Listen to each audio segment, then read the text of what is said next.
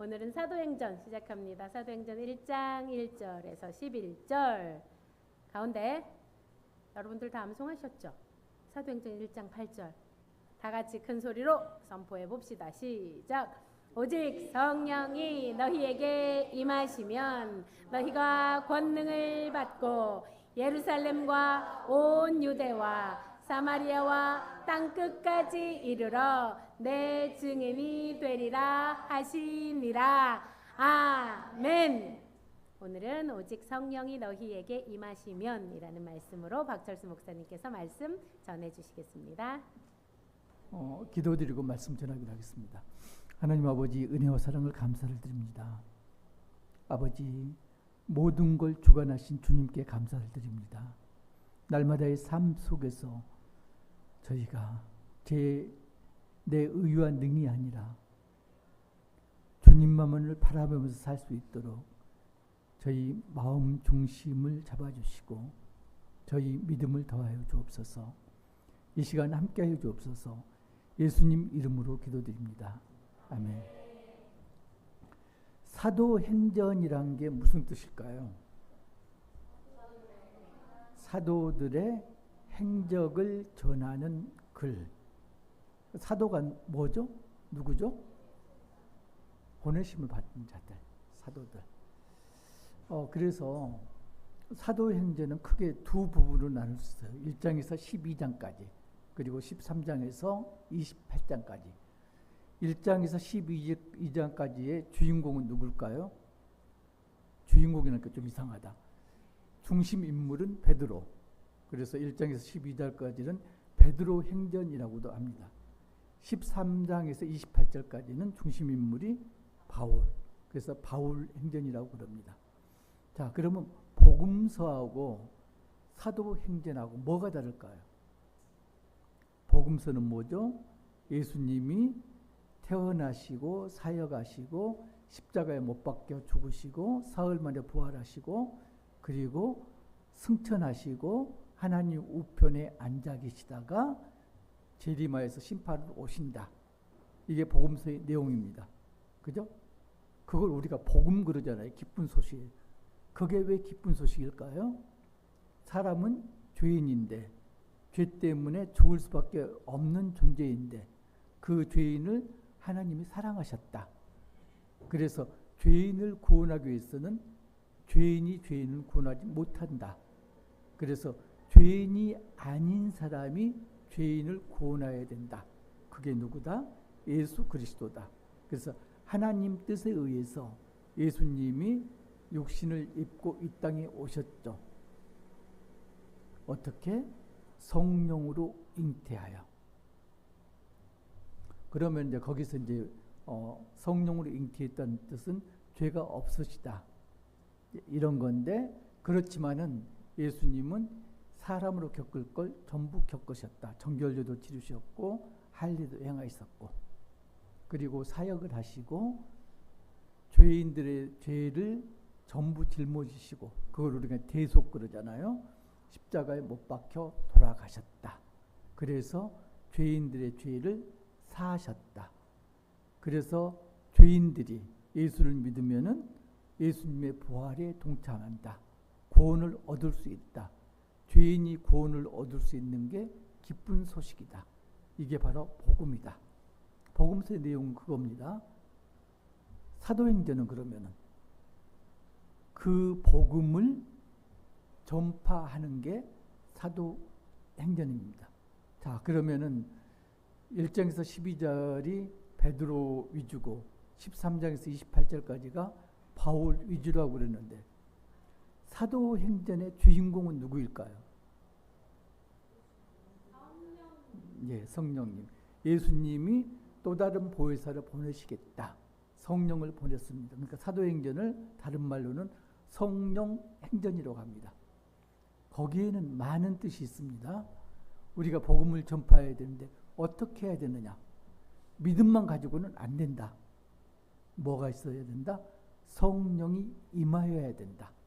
성령이 임해서 성령이 행하시는 대로 순종하면서 복음을 전파해야 된다. 그런 뜻이 숨겨져 있습니다. 여러분 태몽 꾸셨어요? 여러분 태몽 있어요? 보통 태몽들을 갖다 억지로 만들죠. 그잖아요. 왜 그럴까요? 내 아이는, 나는 이만큼 소중한 사람이야. 그래서 태몽을 애써서 만들어가지고 우리 아이가 태몽처럼 자랐으면 좋겠다. 이러잖아요. 그래서 아이를 낳으면 소중하기 때문에 옛날에는 어떻게 했나요? 금줄을 쳤습니다. 금줄 보셨나요? 금줄을 쳤는데 그 새끼를 보통은 이제 다른 새끼를 꼰다고 그래요. 근데 금줄은 왜 새끼 반대 방향으로 새끼를 꼽니다. 그게 이제 귀신을 물리치는 벽사 기능이 있어요. 왜라는 게 거기다 뭘 꽂나요? 붉은 고추, 붉은색이 귀신을 쫓는 역할을 하고요. 검은 숯도 마찬가지로 숯이 불을 만들잖아요. 귀신이 불을 무서워한대요. 그래서 숯도 벽사의 기능이 있고요. 소나무 가지를 꽂습니다. 소나무 가지도 정결하게 하는 기능이 있다. 벽사의 기능이 있다. 그러니까 금줄도 그렇고 금줄에 꽂는 것도 그렇고 전부 부정한 것을 물리치는 용도로 금줄을 쳤습니다. 목적이 뭔가요? 산모와 아이를 부정한 것으로부터, 외부의 부정한 것으로부터 보호하기 위해서. 유대인은 그런 풍습이 없었나요? 유대인은 아이를 낳으면은, 사내 아이를 낳으면은 40일 동안 부정하다. 그 40일이 어떻게 되냐면은 남자아이를 낳으면은 7일 동안 부정하다. 아이가 여자아이를 낳으면 14일 동안 부정하다. 2배잖아요. 그러면은 8일째 남자아이들이 할례를 합니다. 부정하지 않고 정해졌으니까. 그래서 남자아이를 낳으면 7 플러스 33, 40일 동안 산모는 부정하다. 이렇게 봤고요. 여자아이를 낳으면 14일, 7이 14였잖아요. 그 다음에 33 곱하기 2면 66일, 80일 동안 부정했다. 남녀 차별 이걸 떠나서요. 그건 이제 나중에 여러 가지 신학적인 거, 그다음에 관습적인 거, 문화적인 거 이런 게 많으니까 남녀 차이는 따지지 마시고. 자, 왜 부정하다고 그랬을 건가? 우리 조상들은 산모나 아이는 부정한 대상이 아니고 오히려 부정한 것으로부터 막는 정한 존재다 이렇게 여겼는데 유대인은 반대입니다. 산모가 부정하다. 그래서 부정한 걸로부터 공동체를 보호해야 된다. 격리했습니다. 왜 그랬을까요? 성경에서는 출산이 부정하다고 한 적이 없습니다. 출산은요, 축복이었습니다. 창세기 1장 26절에서 28절 보면은 하나님이 아담과 하와에게 하신 첫 번째 명령이 뭔가요? 생육하고 번성하라. 그죠? 생육하고 번성하는 게 저주입니까? 축복입니까? 축복입니다. 그런데 왜 산모는 부정하다고 그랬을까요? 레위기 11장을 보면은 정결례에 대해서 나옵니다. 외부적인 정결례, 음식이라든가 부정한 음식이라든가 아니면 시체라든가 이 부정한 거에 접하면은 부정해진다. 레위기 12장 가면은 산모에 대해서 나옵니다. 그런데 산모는 지금 부정한 음식이나 부정한 시체 등 부정한 거에 접촉하지 않았는데도 불구하고 부정하다. 이렇게 정의를 하고 있습니다. 왜 그럴까요? 내면적으로 부정하다. 이걸 말하는 것은 레위기 17장에 보면은 유출병에 대해서 나옵니다. 피는 생명이다. 성경 말씀합니다. 피는 생명이다. 그런데 그 피가 어떤 피? 몸 안에 있을 때, 몸 안에 있을 때는 피는 생명이다. 그런데 피가 몸 밖으로 나오면은 생명의 기능을 잃고 죽음으로 변질된다. 우리 몸에서 피가 빠지면 죽잖아요. 그래서 몸 밖으로 나온 유출병들은 부정하다. 유출병 환자는 부정하다. 산모도 지금 출산 과정에서 피를 흘렸기 때문에 피가 부정하니까, 몸 밖에 나온 피가 부정하니까 산모도 부정하다. 이렇게 지금 논리를 정리하고 있습니다. 시편 127편 3절 보면요. 보라 자식들은 여호와의 기업이요 태의 열매는 그의 상급이라. 축복을 분명히 했습니다. 그죠? 그런데 시편 51편 5절 보면은 내가 죄악 중에서 출생하였으며 어머니가 죄 중에서 나를 잉태하였나이다. 자, 지금 시편 51편 5절 말씀은 축복이 아닙니다. 죄가 유전되는 걸 말하고 있습니다. 죄가 언제부터 시작됐나요? 아담과 하와로부터 시작됐습니다. 그래서 그 죄의 피가 후손들에게 이어지고 있는 거죠. 그래서 출산이라는 것이 축복임에도 불구하고 사실은 출산 과정 자체는 죄가 이어지는 그런 부정의 현상인 거죠. 그래서 보면은 내가 엄마가 나를 잉태했을 때부터 나는 어떤 상황이다? 죄의 상황이다. 아담의 죄를 이어받은 상황이다. 그러니까 사람은 아무리 똑똑하고 그 사람들은 뭐라고 그러나요? 위인이나 영웅 그러는데 그 사람들도 결국은 뭐다? 죄인이다. 그죠? 죄인이다. 그런데 그렇지 않는 분이 있다. 누구다? 예수 그리스도다.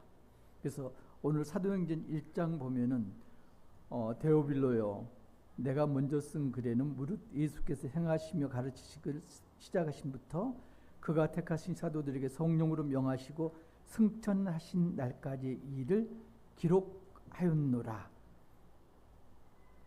3절 함께 읽겠습니다. 그가 고난 받으신 후에 또한 그들에게 확실한 많은 증거로 친히 살아계심을 나타내사 40일 동안 그들에 보이시며 하나님 나라의 일을 말씀하십니다. 예수 그리스도께서 탄생하시고 그리고 사역하시고 십자가에 못 박혀 죽으시고 그리고 부활하시고 승천하시고 이게 뭐라고요? 복음입니다. 그죠? 이 복음을 사도들이 전한 게 사도행전입니다. 데오빌로요 그랬는데 지금 사도행전 누가 기록했나요? 누가 기록했어요? 사도행전은? 누가가 기록했어요. 사도행전은 누가 기록한 게 아니고 누가복음은 누가가 기록했어요. 그래서 누가복음하고 사도행전은 한 세트로 보시면 됩니다. 누가복음의 속편이 사도행전이다. 그래서 연속된 관점에서 보셔야 됩니다. 사복음서, 그러니까 누가복음은 복음이란 게 뭔가, 예수님 누군고 어떤 일을 하셨는가 여기에 초점을 맞췄다면은 사도행전은 그 복음을 성령을 통하여서 전파되는 과정, 이게 사도행전입니다. 자, 예수님이 어떻게 나셨다고요? 성령으로 잉태하셨다. 사도행전의 핵심을 모아놓은 글이 있습니다. 뭘까요? 우리 예배 시작하기 전에 사도신경 우리 고백했잖아요. 사도신경이 지금 사도행전의 내용을 요약한 겁니다. 예. 나는 전능하신 아버지 하나님 천지의 창조주를 믿습니다. 나는 그의 유일하신 아들 우리 주 예수 그리스도를 믿습니다. 그는 성령으로 잉태되어, 그가 예수님이죠. 예수님이 누구라고요? 전능하신 하나님, 천지의 창조주, 그 전능하신 천지의 창조주의 유일하신 아들이 예수 그리스도죠. 그가 성령으로 잉태되어 동정녀 마리아에게 나시고, 이건 지금 정상적인 출산 과정을 거치지 않았다. 이걸 말씀하시는 거죠. 이게 왜 그랬다고요? 사람들은 죄로부터 잉태돼서 죄로 태어나서 죄 중에 살고 있는데 그 죄를 없이 하기 위해서 죄가 없으신 예수님이 인간으로 태어나셨다. 이 이야기입니다. 그 다음에 본디오 빌라도의 고난을 받아 십자가에 못 박혀 죽으시고 3절 우리가 읽었죠. 그가 고난 받으신 후에 고난 받고 십자가에 못 박혀 죽으셨습니다. 이걸 우리가 뭐라고 그러나요? 죄를 대신 짊어지시고 속하셨다. 그래서 대속이라고 그럽니다. 예수님이 이 땅에 오신 목적이 죄인들의 죄를 대속하고 죽으시기 위해서 이 땅에 오셨다. 그래서 예수님은 어떤 목적으로 오셨다? 십자가에서 죽을 목적으로 오셨다. 그래서 베드로가 만류를 하잖아요. 주님 그러시면 안 됩니다. 그때 예수님 뭐라고 그러셨느냐? 사탄아, 내 뒤로 물러가라. 예수님은 목적을 가지고 오셨습니다. 죽기 위해서. 그 죽음이 죄인들의 죄를 대속하는 죽음. 장사된 지 사흘 만에 죽은 자 가운데서 다시 부활하셨죠. 복음에서 부활이 없다면 예수님께서 우리 죄를 위해서 돌아가시고 그걸로 끝. 그러면은 복음이 아닙니다. 그죠? 부활하시고, 부활은 뭔가요? 다시 태어나 새로운 삶을 사는 것. 그래서 아담이 죄를 지어서 우리가 죄인이 되었는데 예수님의 부활에 우리가 참여함으로 인해서 우리는 삶의 새로운 삶을 얻었다. 구원을 얻었다. 그러니까 부활이 없다면은 복음이 이루어지지 않습니다. 그냥 예수님이 나를 위해서 죽으셨대. 끝. 그러면은 이건 진정한 복음이 아닙니다. 나를 위해 죽으셨고, 그리고 나는 그 예수님을 믿음으로써 부활에 동참하는 자가 됐다. 구원을 얻었다. 그래서 죄인이 죄를 없이 하고 구원을 얻었기 때문에 이게 기쁜 소식, 복음이라고 하는 겁니다. 그런데 부활하신 다음에 어떻게 하셨나요? 40일 동안 이 땅에 머물러 계셨다. 뭘 하셨나요? 제자들을 만나고 사람들을 만나고 교육을 시키고 하나님 나라의 일을 말씀하시고 40일 동안 그 일을 행하셨다. 40이라는 숫자가 어떤 숫자라고요? 고난의 숫자입니다. 사실은 유대 민족이 이스라엘이 광야에서 40년간 헤맸습니다. 그죠? 그리고 예수님이 광야에서 40일 동안 사탄에게 시험을 받았습니다. 40일이 같은 맥락입니다. 이스라엘 민족은 40년 동안 헤맸는데 예수님은 40일 동안 금식하셨다. 대조되는 이야기입니다. 그래서 또 이제 그 율법을 받을 때 보면 모세가 하나님한테 율법을 받기 전에 40일 동안 금식을 합니다. 그죠? 그리고 율법을 받습니다. 예수님은 40일 동안 금식하신 다음에 그 다음에 어떻게 하나요? 비로소 사역을 시작하십니다. 율법하고 예수님 복음하고 지금 대조가 되고 있습니다. 이걸 이제 연상하시면서 이제 보시면 돼요. 4절 보면 사도와 함께 모이사 그들에게 분부하여 이르시되 예루살렘을 떠나지 말고 내게서 들은 바 아버지께서 약속하신 것을 기다리라. 요한은 물로 세례를 베풀었으나 너희는 몇 날이 못되어 성령으로 세례를 받으리라. 자, 아까 이제 그 태몽에 대해서 이야기했잖아요. 예수님은 태몽을 꿨을까요? 안 꿨을까요? 예수님은 수태고지 마리아 동정녀 임신에 대해서 천사가 나타나서 수태고지랍니다. 마리아에게도 나타났고요. 누가복음 1장에서 마태복음 1장에서는 누구? 마리아 남편 요셉에게 나타납니다. 수태고지를 하셨습니다. 그 이전에 구약에서 예수님 태어난 걸 미리 예언을 합니다. 어디가 나오나요? 이사야 11장 10절, 미가서 5장 2절, 이사야 11장 10절 보면은 그날에 이새의 뿌리에서 한 싹이 나서 만인의 기치로 설 것이요 열방이 그에게로 돌아오니 그가 거한 곳이 영화로우리라. 미가서 5장 2절 베들레헴 에브라다야 너는 유다 족속 중에 작을지라서 이스라엘 다스릴 자가 내게로 나올 것이다. 그의 근본은 상고의 영혼에 있느니라. 그래서 우리가 태어날 때는 우리 습관적으로 이야기하죠. 하나님께서 창세 전부터 나를 택정하셔서 이 땅에 태어나게 하셨다. 그런데 사람들은 죽을 때까지 하나님이 이 땅에 보내신 목적을 깨닫지 못하고 죽는 자들이 많다. 여기에 모인 우리를 빼곤요. 그죠? 세상에 있는 사람들은 하나님께서 왜 태어나게 하셨는지 목적을 깨닫지 못하고 죽는다. 그런데 예수님은 지금 예언자들이 선지자들이 예언한 대로 목적을 가지고 이 땅에 오셨고 그렇게 살다 가셨고 지금도 하나님 우편에서 우리를 위해서 간구하신다. 그래서 보면요. 4절이 굉장히 지금 중요한 건데 4절 8절이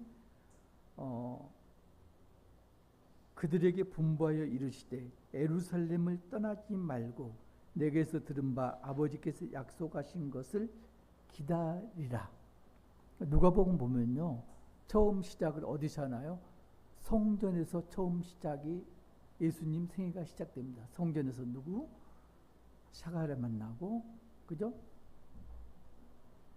그리고 끝이 어딘가요? 예루살렘입니다. 예수님이 승천하신 곳이 예루살렘. 그러니까 예루살렘에서 시작했다가 예루살렘에서 끝납니다.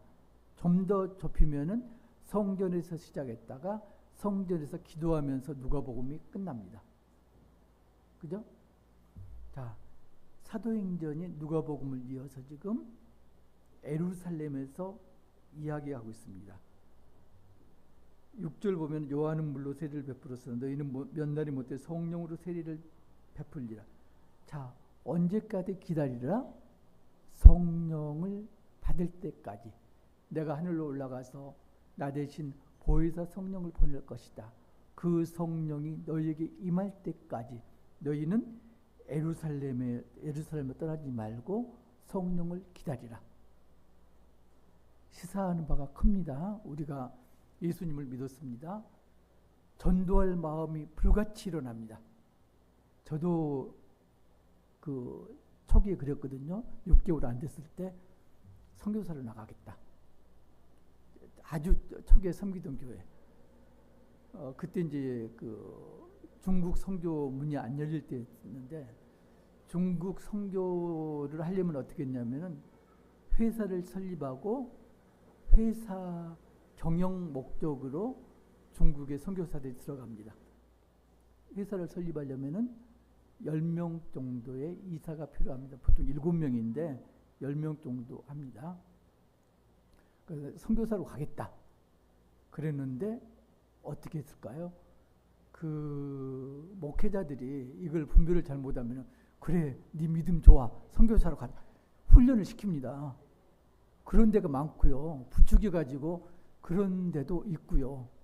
근데 다행히 조그만 교회인데도 불구하고 부목사님이 스톱, 캄. 그리고 어떻게 했을까요? 선교사로 가는 대신에 선교사 파송하는데 10명 이사 중에 1명으로 참여를 했습니다. 그러니까 내가 못 가는 대신에 선교사를 파송을 한 거죠. 지금 이 이야기를 합니다. 네가 기적을 보았느냐? 예수님이 부활하신 것도 봤고 그리고 부활한 모습으로 예수님과 먹고 마시고 그리고 배우고 이러니까 지금 복음을 전하고 싶은 욕구가 끌어오르죠. 예수님이 가라 하시지 않고요. 감. 진정해. 언제까지? 내가 하늘에 올라가서 또 다른 보혜사를 너희에게 보내줄 때까지, 너희가 성령을 받을 때까지는 잠자코 있어. 이걸 못해가지고요. 교회들이 정말로 분란에 많이 휩싸입니다.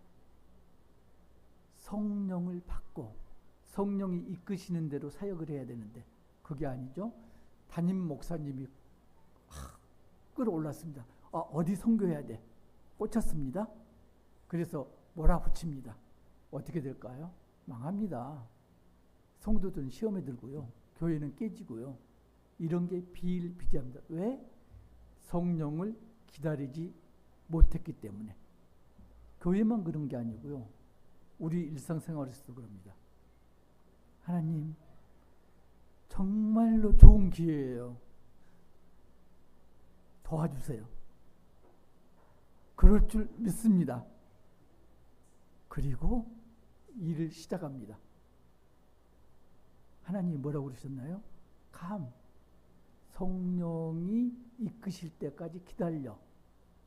그런데 그걸 기다리지 못합니다.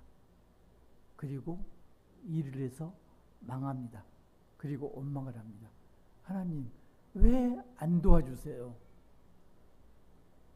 비일비재합니다.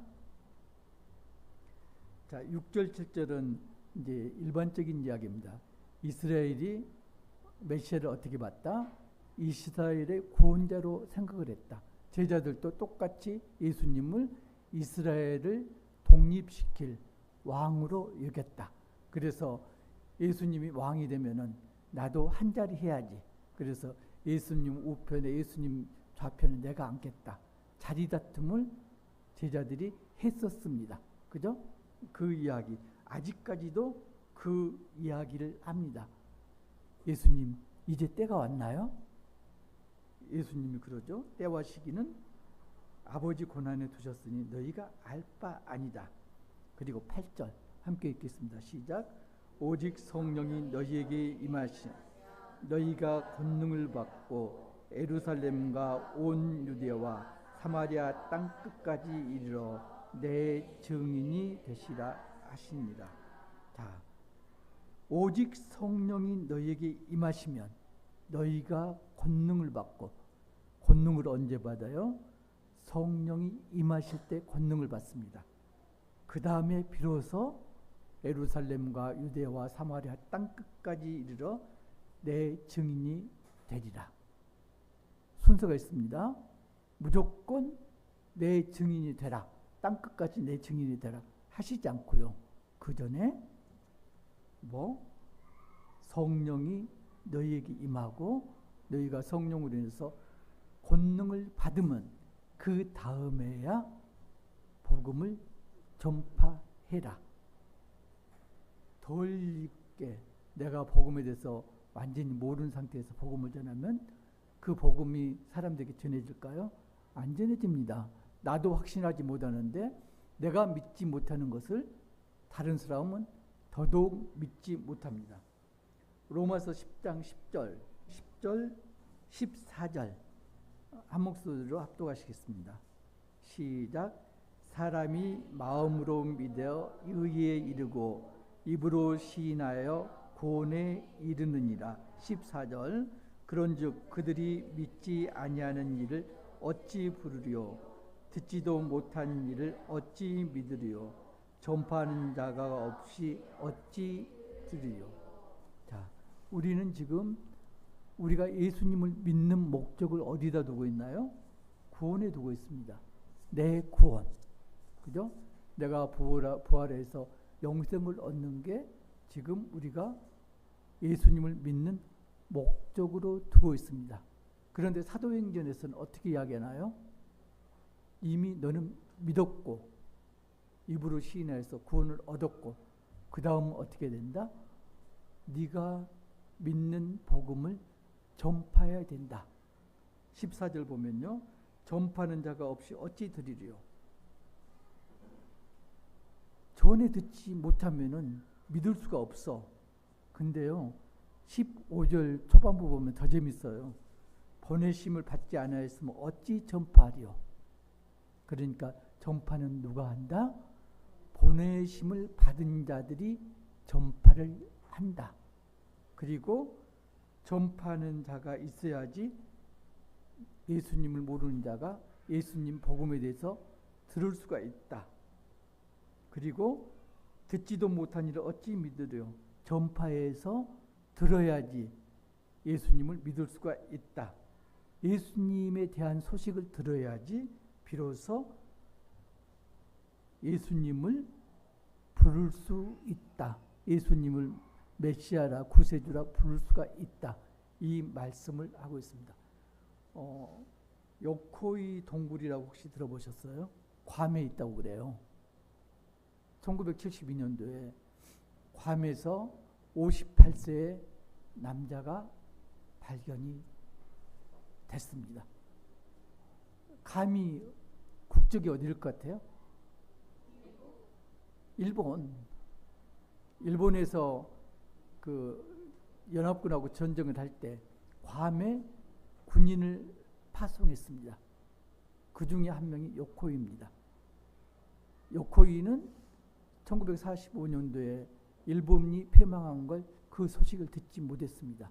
동굴에 숨어서 날마다 30년 전에 자기에게 부여한 명령을 행하면서 30년 동안 지냈습니다. 요코이가 58세 때 발견했습니다.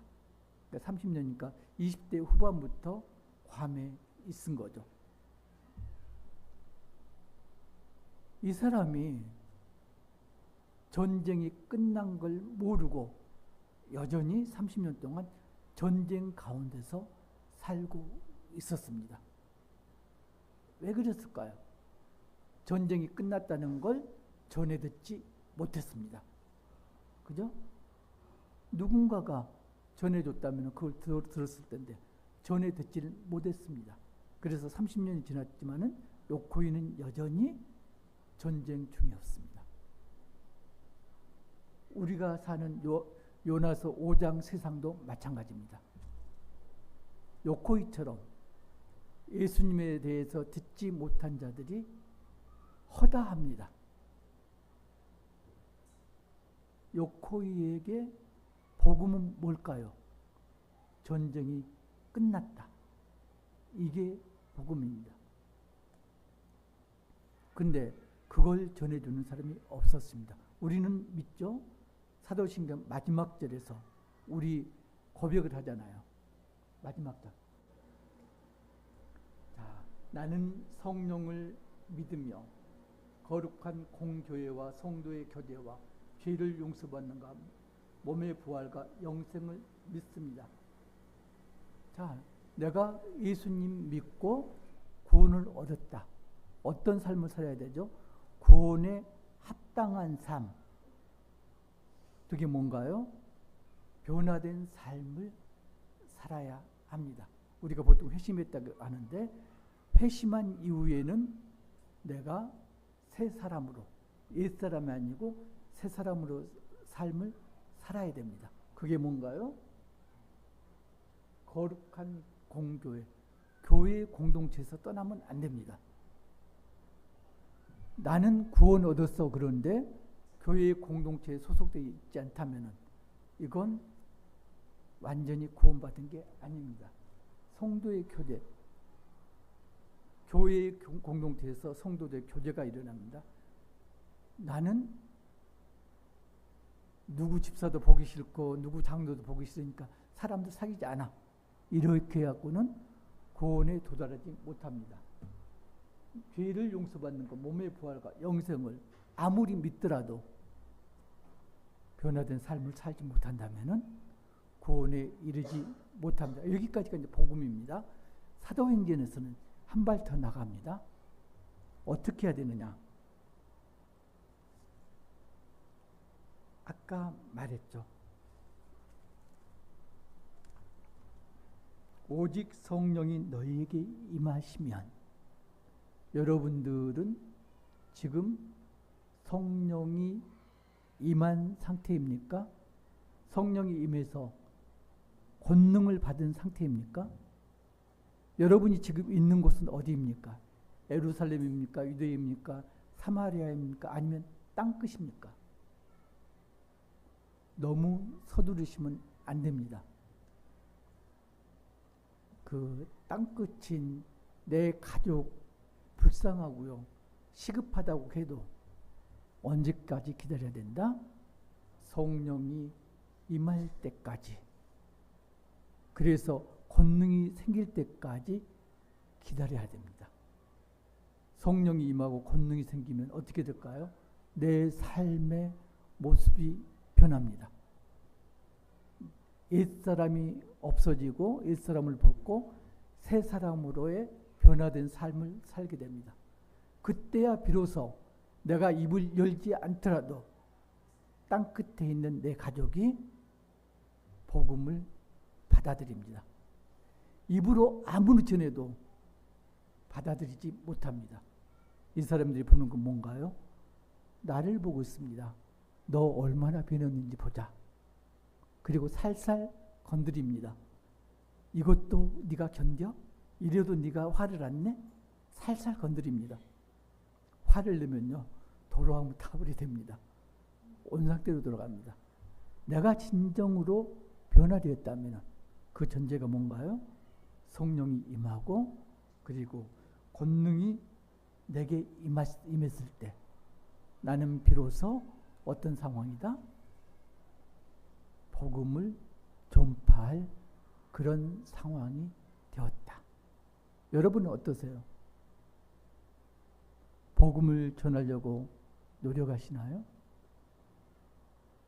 아니면은 내게 성령이 임하기를 기도하시나요? 우리가 착각하는 게 성령이 임하게 해달라고 기도하시는 분이 있을 수도 있습니다. 그런데 우리가 예수를 믿을 때 그리고 회심했을 때 이미 성령은 내 심령 가운데 내재하십니다. 그런데 우리가 그걸 못 느껴요. 왜 그랬을까요? 성령은 내 안에서 목 놓아서 날마다 매 순간 외칩니다. 너 그렇게 살아서는 안 돼. 이렇게 살아야 돼. 그런데 그 성령의 음성을 우리가 무시를 하죠. 내 할 말만 하고 성령의 음성에 귀를 기울이지 않습니다. 그래서 성령이 계심도 내가 모릅니다. 내 안에서 잠자는 성령이 깨어나야 됩니다. 기도를 그렇게 하셔야 됩니다. 내 안에 성령이 임재하시는데 또다시 임재해 다시려 그런 중언부언하는 그런 기도를 하지 마시고요. 내 안에 계신 성령이 깨시게 내가 행동하고 말하고 그렇게 해야 됩니다. 어떻게 해야지 내 안에 있는 성령이 깨어날까요? 말씀입니다. 말씀 위에는 없습니다. 말씀을 통해서 말씀을 읽고 묵상하고 기도함으로 인해서 내 안에 내재하신 성령이 깨어나야 됩니다. 그래야 비로소 성령께서 우리에게 권능을 주시고 그 권능을 가지고 우리가 담대하게 복음을 선포할 수가 있습니다. 우리 모두가 내 구원에 그치지 않고 성령이 임재하시고 성령의 권능을 받아서 담대하게 땅끝까지 복음을 전파하는 그런 사도된 삶을 사시기를 주님의 이름으로 축복합니다.